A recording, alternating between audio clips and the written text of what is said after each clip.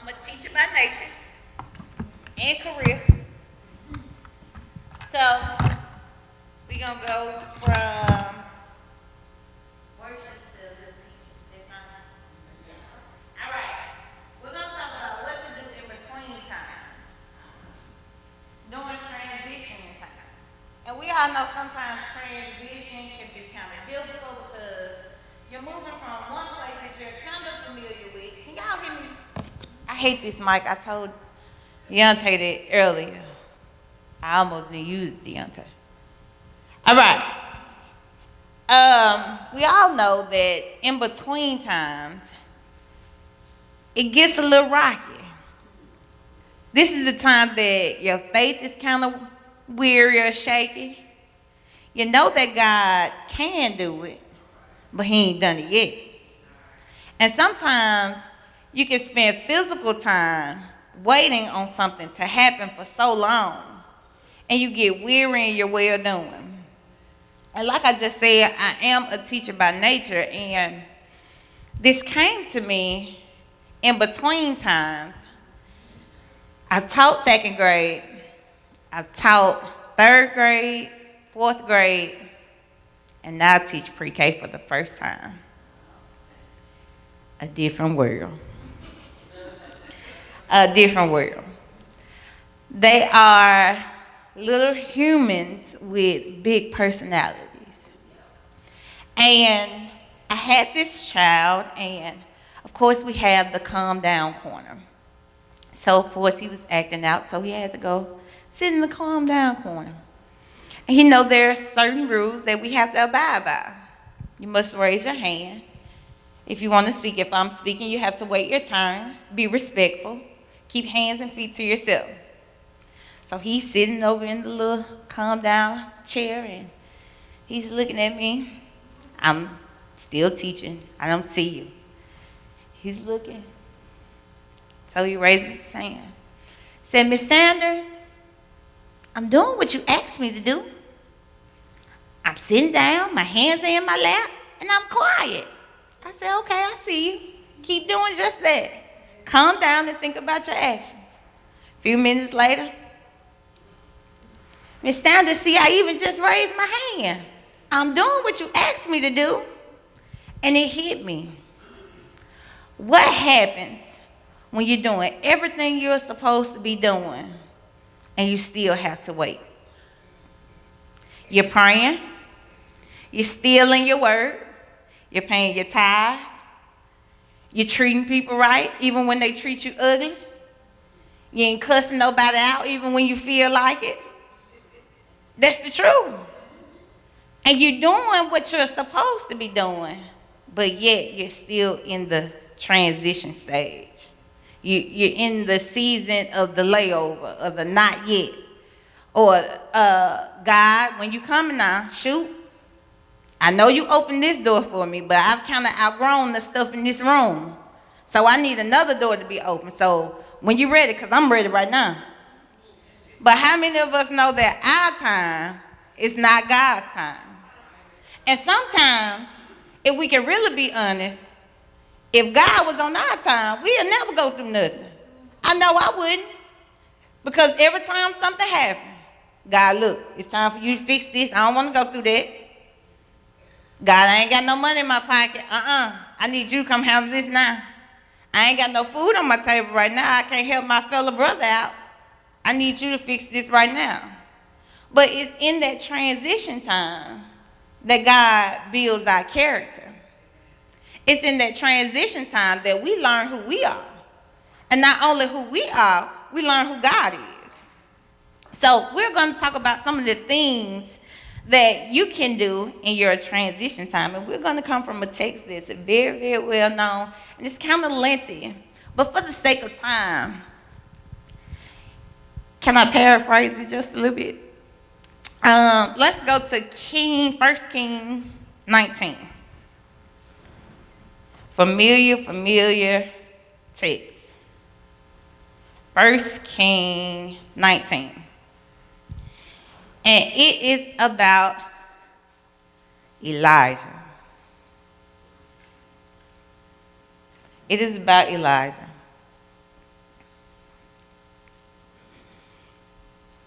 1 King 19.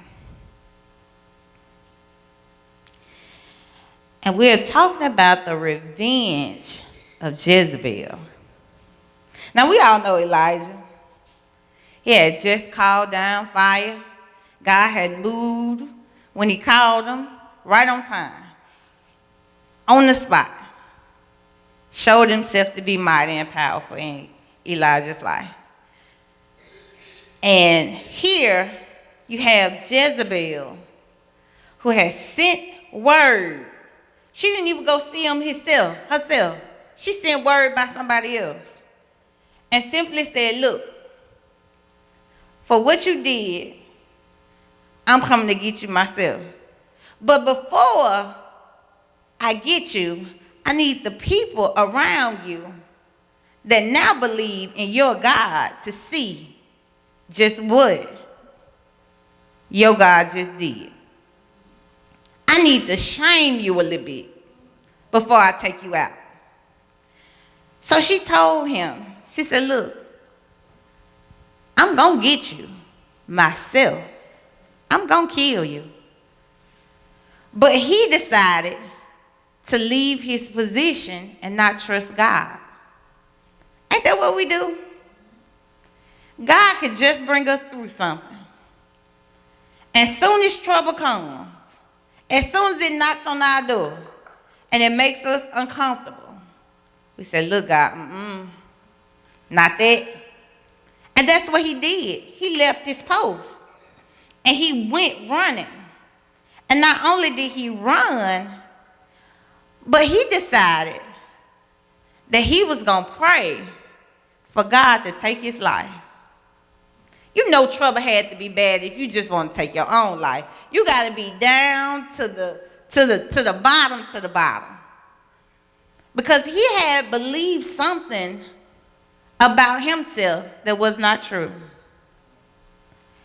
He had gotten himself into a situation. Or did he get himself into the situation? God had placed him in a situation that tested his faith. And he needed to watch his words. He needed to watch his words. Let's go to the word. Before I continue, let's go to the word. Let's start at the beginning.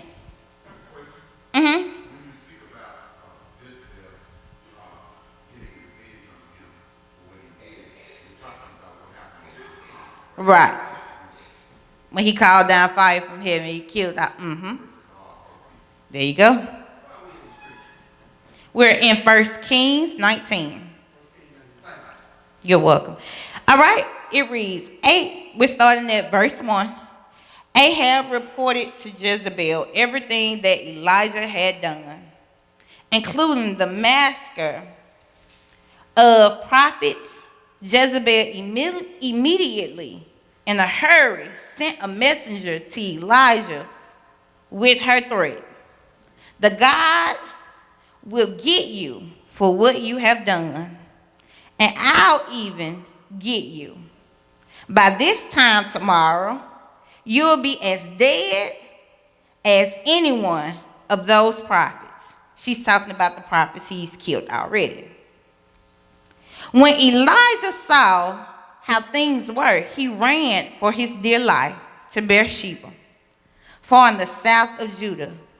He left his young servants there and then went on into the desert another day's journey, and came along a broom bush and collapsed in the shade, wanting in the worst way to be done with it all, to just die.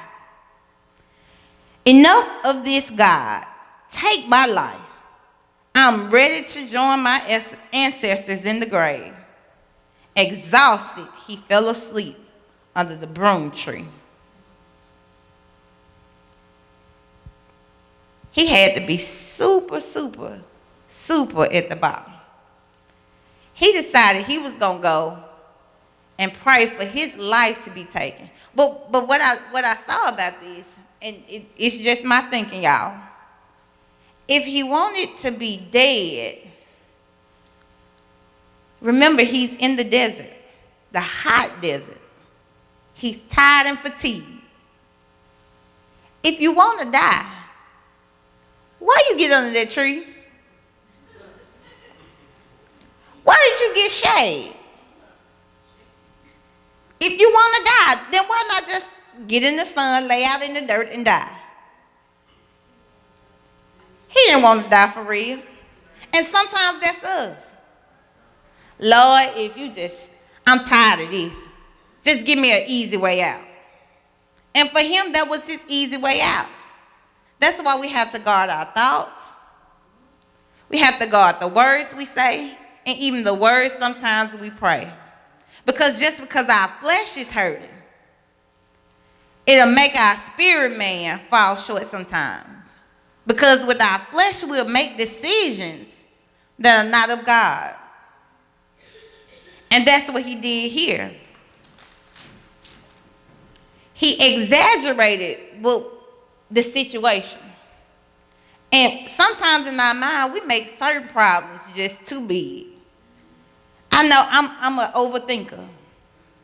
I analyze something and it'll be a mouse running across the street. By the time I get through thinking about it, it's a big old giraffe that went up to Ken somewhere when it was just a rat running across the street. And sometimes that's what we do. We analyze certain problems, and that's worry. Worrying is thinking about something over and over again about something that hasn't even happened yet. Something that 9 times out of 10 won't even go the way you think it's going to go. Especially if you're praying right. And if you think about it, that's what he did. She hadn't touched him. She didn't come see him. She just sent word.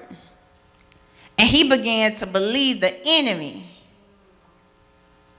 over what God had just done.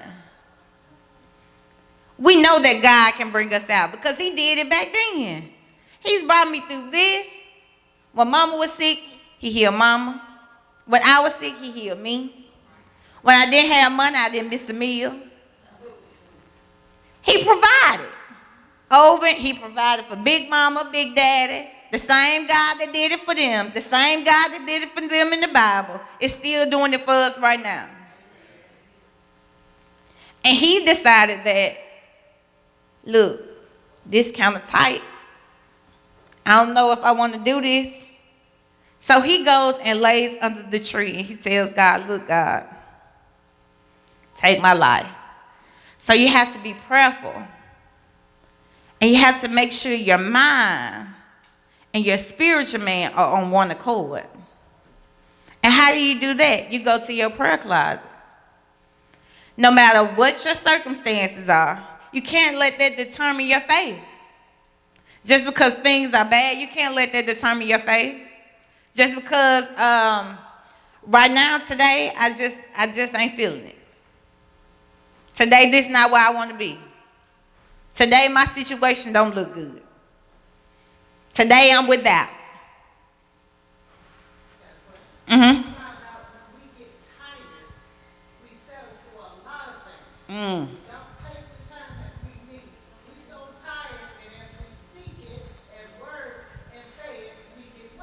Yes. And my grandma said it like this, cute to kill you. Sometimes stuff that's cute to us, when you're tired, everything look good. You ever heard of don't go in the grocery store and you're hungry? When you're tired and you're fatigued, what you're lacking start exaggerating. I know I don't eat cake, but when I'm hungry, cake look real good. And that's just how it is. And we have to make sure that our spiritual man and our physical man are together and on the same page. Let's go to the second one. Revive, recharge, and redefine.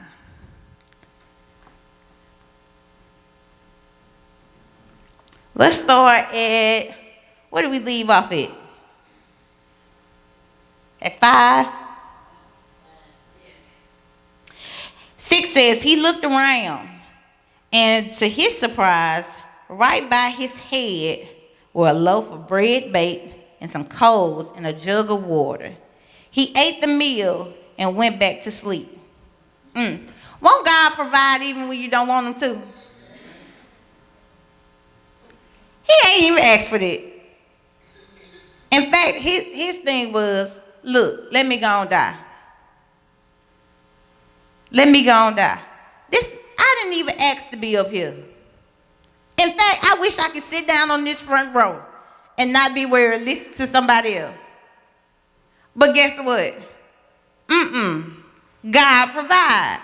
He gives you callings. He gives you anointings. He gives you certain things. You don't even ask for them.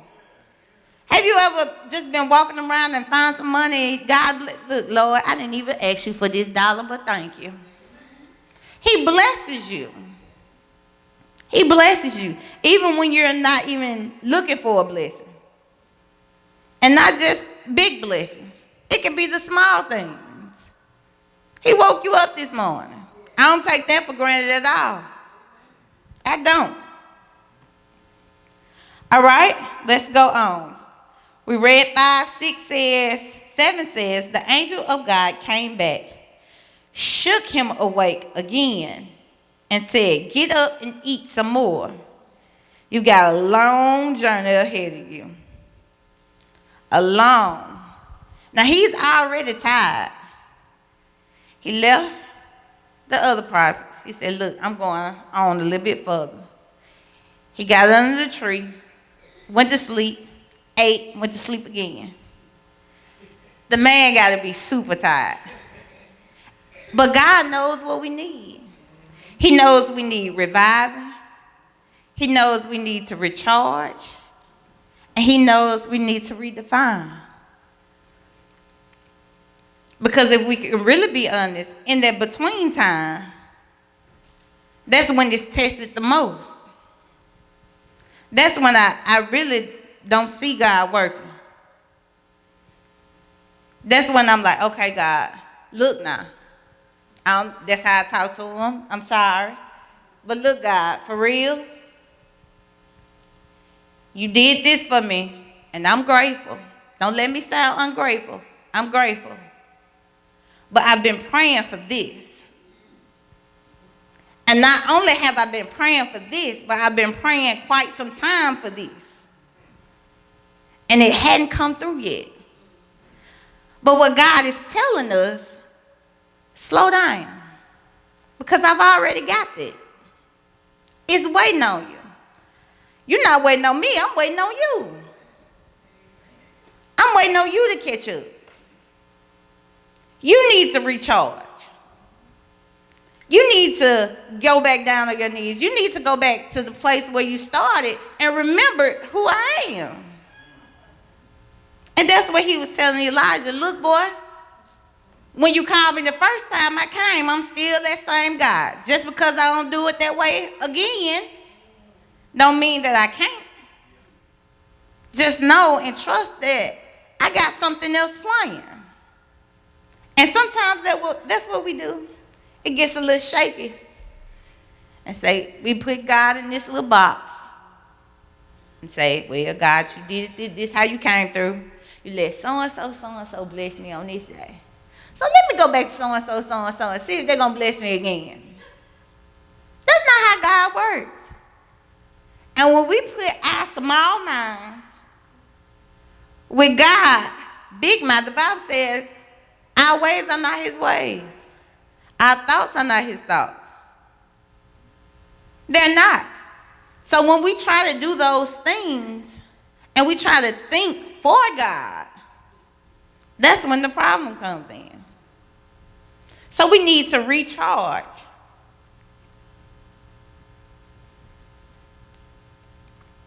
Any questions, any concerns? Y'all talk about? Mm-hmm. My recharge time is the time I get refocused. Mm-hmm. Because sometimes you need to replug. That's everybody in here got a phone. When you've been used so much And you've poured out so much. You've given out so much information. And sometimes when stuff just ain't been going the way that you thought it should go, your spirit feels empty. I know mine does. I don't know about nobody else. Mine does. And sometimes you just need to go back and say, look, God, this is me. This is what you're working with.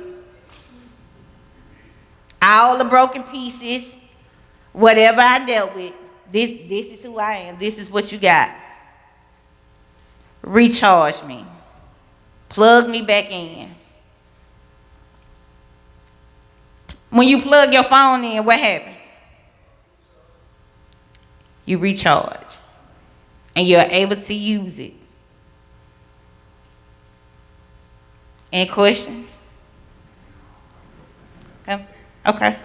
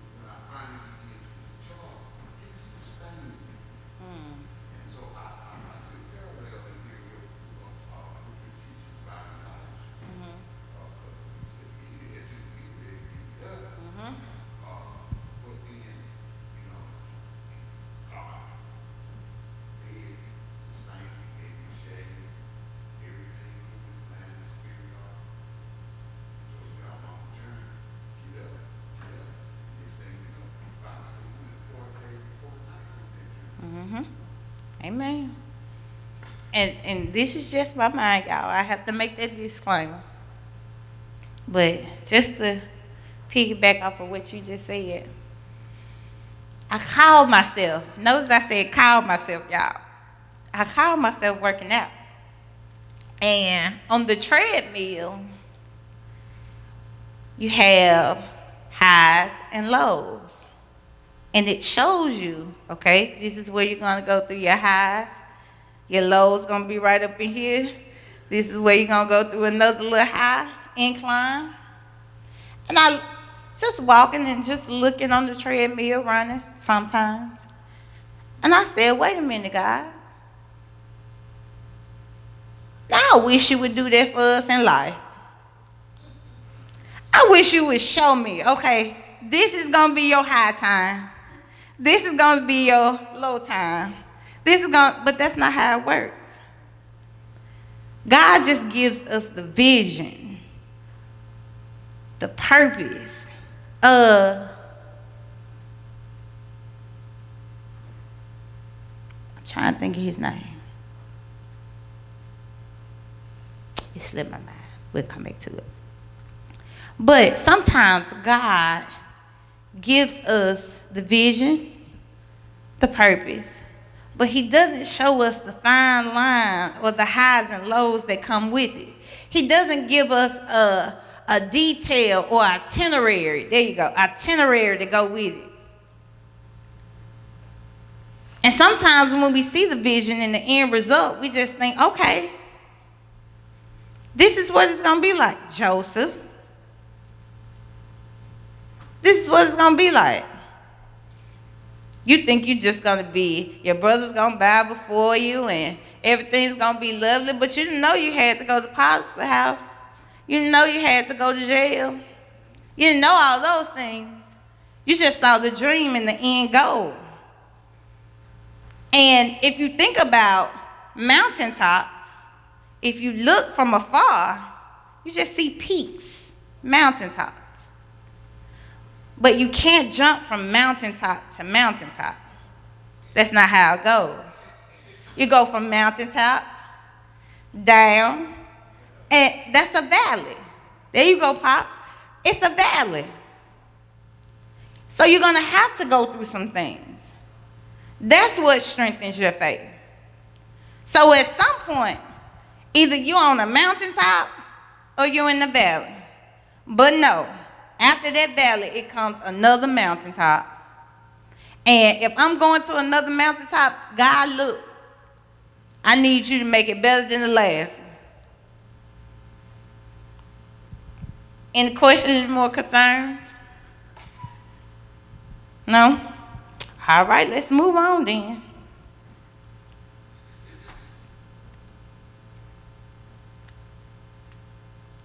Okay, it says, we're going to go from 11 and 12. Let's go to 11 and 12. Then he was told, go stand on the mountaintop. This is after Elijah had traveled the 40 days for the night. Elijah still went into a cave. He still wasn't ready. His physical had gotten strength, but he still wasn't ready in his spiritual man. He still went to hide. But while he was in that cave, a voice came to him. And this is what it said. 11 and 12. Then he was told, go stand on the mountain at attention before God. God would pass by. A hurricane wind ripped through the mountains and shattered the rocks before God. But God wasn't found in the wind. After the wind, an earthquake. But God wasn't found in the earthquake. And after the earthquake, a fire. But God wasn't even in the fire. And after the fire, a gentle, quiet whisper. That's why you got to be careful with the flashy things. Just because things are big in number, or just because things are loud and lively, doesn't mean it's God. Just because things look good to the eye and everybody's doing it, don't mean it's God. The earthquake came. That ain't God. The fire came. Even though he rained down fire for him, that ain't God. The wind came. Still not God. That's why he said, go get before God. God said, my sheep, when they hear my voice, they know it. And it was a small whisper. It wasn't nothing loud and in front of everybody, hey, I'm over here. No, it wasn't any of that. It was that still small voice that told him, look, I'm finna give you a game plan. And that's our third thing. You got to have a game plan from God.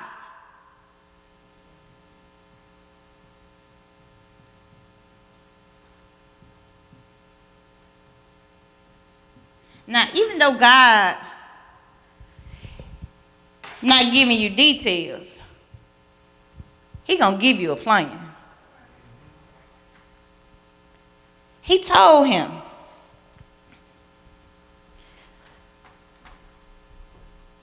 what to do. He told him, let's look, in 15 and 18, God said, go back the way you came through the desert of Damascus. Go back the same way you just ran from. Won't God send you back? That's why I was running, so I wouldn't have to go back. Job, in the fish. Now go back, boy, and do what I told you to do. But see, ain't that like God to send him back? So he sent him back. Y'all, this how I read the Bible. I'm sorry. Now I'm pulling y'all into my world. Okay, 15 said, God said, go back the way you came through the desert to Damascus. When you get there, anoint Hazael. Make him king over Aram. Then anoint Jehu, son of Nimshi. I think that's how you pronounce that, Nimshi. Make him king over Israel. Finally, anoint Elijah, son of Shaphat, from Abel, Mahala, to succeed you as a prophet. Not only are you going back, but I'm sending somebody that's going to take over when you done. Anyone who escaped death by Hazel will be killed by Jehu. And anyone who escaped death by Jehu will be killed by Elijah. I'm taking them out any way I can, by any means necessary. Meanwhile, I'm preserving for myself 7,000 souls, the knees that haven't bowed to the god Baal, the mouths that haven't kissed his image. So where you thought you were alone, I got a backup plan. And that's what God had for Elijah. He gave him a plan. Look, go get him, him, and him. Get your boys together. And that's what God is doing with us. Look, I'm finna give you a plan. Write down your vision. Whatever you have, write it down. Write down your goals. Write down your dreams. Whatever God has given you, I got a plan for it. So make that plan work. You got to work it. You have to work it. So once you've written it down, get on your job. He sends them back to the way he came. Now his spirit is no more weakened. It's no more weakened. It's not weakened anymore. His flesh and his spirit are on the same page. And even though he's gone through this long journey, it's all worth it now. And sometimes we see the end, but at the beginning that thing get a little rocky. That's why you gotta pray, watch your prayer and your thoughts, revive, recharge, redefine yourself. Know who God is calling you to be. Because sometimes we're so into what other people want us to be. We live our life according to the image that people have set up for us. Okay, I'm supposed to be mean all the time because I have this position. So this is how I live my life. Okay, I'm not supposed to have fun because I'm somebody's mama. I can't do that kind of stuff. I'm somebody's mama. Sometimes we live life for other people. Is that wrong? Sometimes it's not. Because God has given you people to watch over and to care after. But to what point do you give up yourself to please others? So you have to make that distinction. So once you revive, recharge, and you redefine yourself, go to God. Stand before him. And say, look, God, this me. I'm coming to you just as I am with that one plea. Make me, mold me, shape me into what you would have me to be. And then once I become that, give me your plan. Give me your plan. Whatever you have for me, give it to me. Not only give it to me, but strengthen me for the journey that you placed before me. For whatever work we got, me and you, We're going to work it out together. We're going to work this plan out together. So, in between times, in between your mountain peaks, during your transitioning time, when things feel a little uncomfortable because you're used to doing it one way, now you have to learn a new way. When things are not, when you don't know things and you have to relearn some things or learn new things, that's when you need to know, hey, this is just my transitioning period. This is the time that I got to get my prayer and my thoughts together. This is the time I need to get before you, God, and say, look, redefine me. And once you redefine me, give me your plan, and we're going to work it out. Amen? Any questions, concerns? Okay.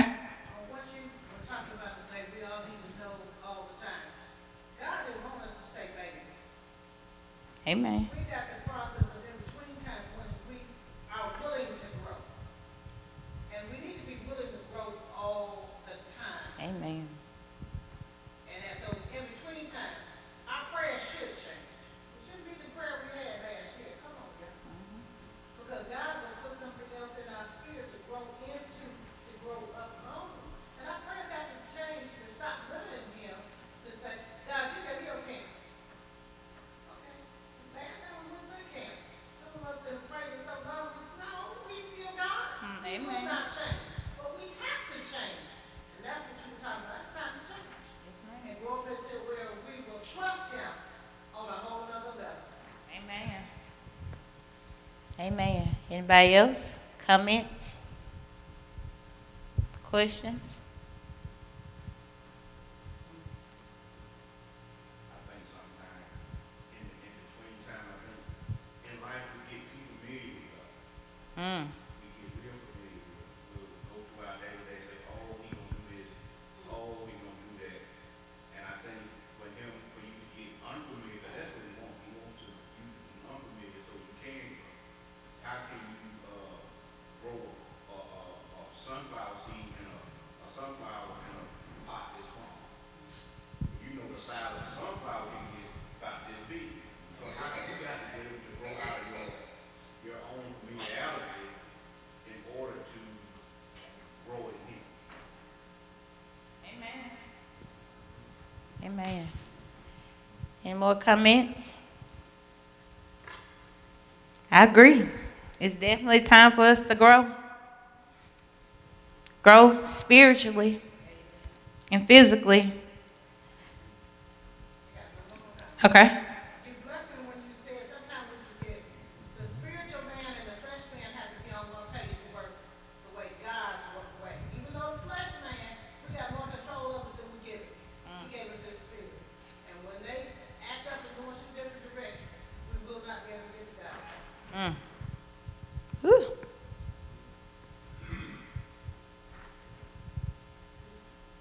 Anything? Anybody else?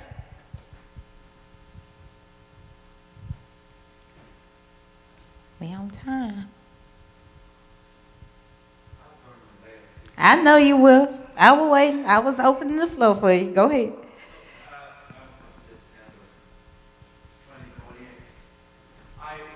I'm hungering,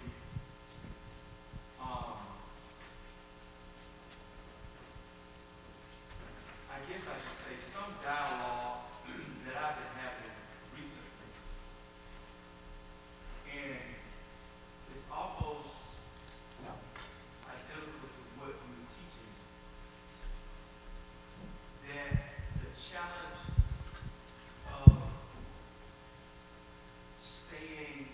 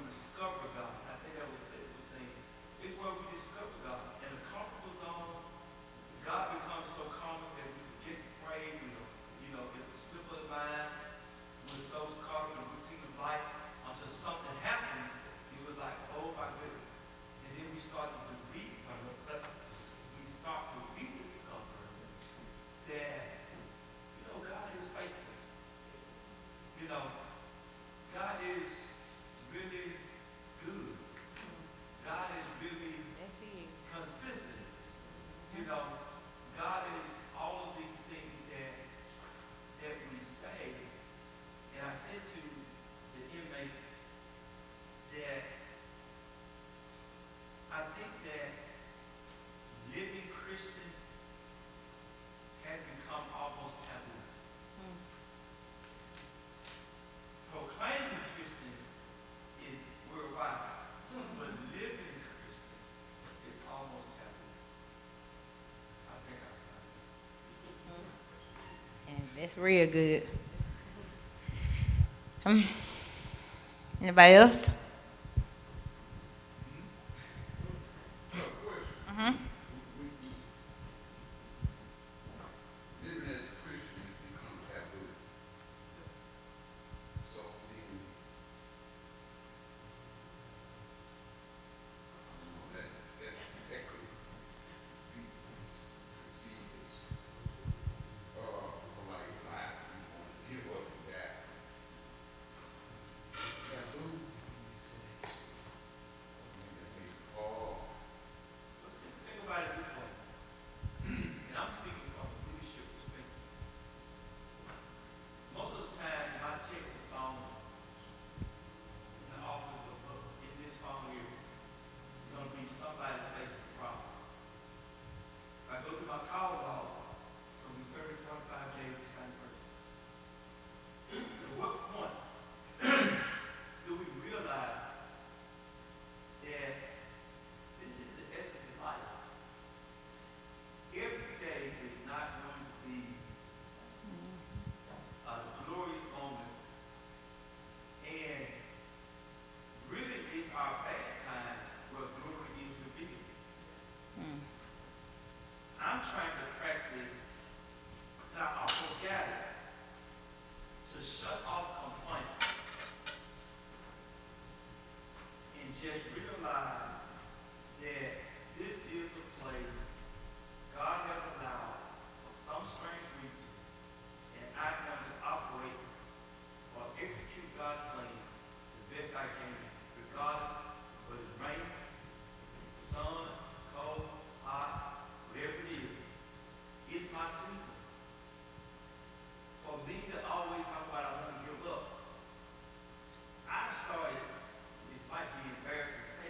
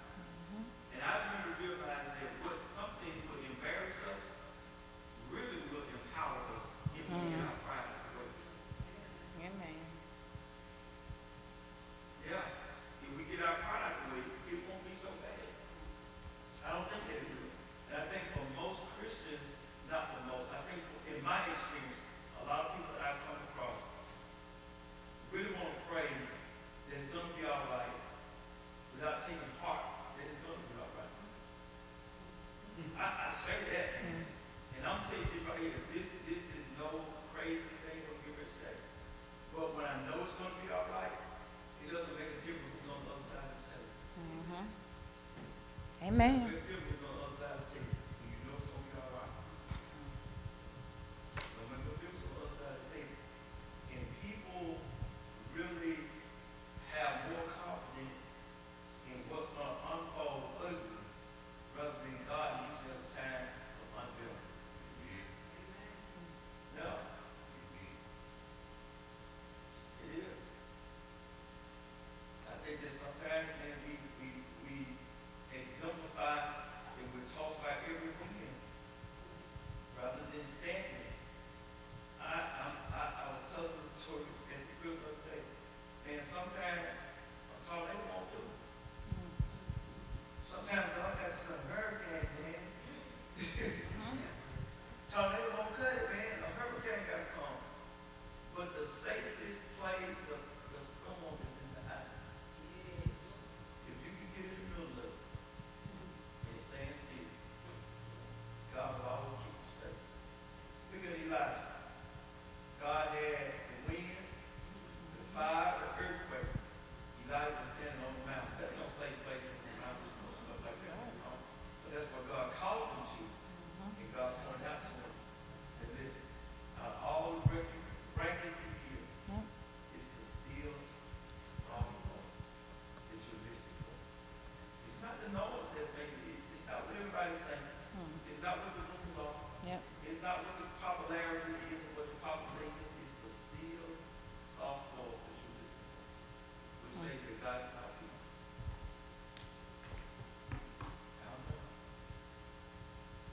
Amen. And Let think God rise. enemies be Psalm scattered. say, and let the enemies be scattered. That's right. Amen. An announcement.